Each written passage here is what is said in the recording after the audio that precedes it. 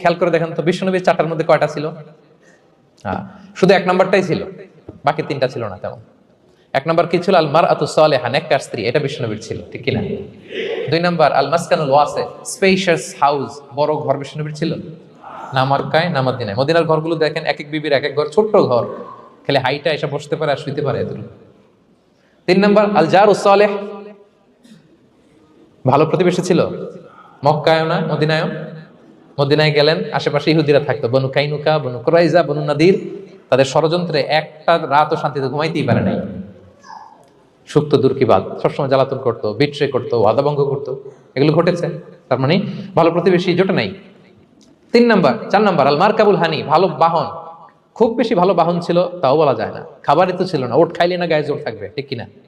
হ্যাঁ, কসওয়া আব্বা ছিল। তার মানে বাহন ছিল চালানোর মতো, কিন্তু খুব বেশি ভালো বাহন যে ছিল এমন নয়।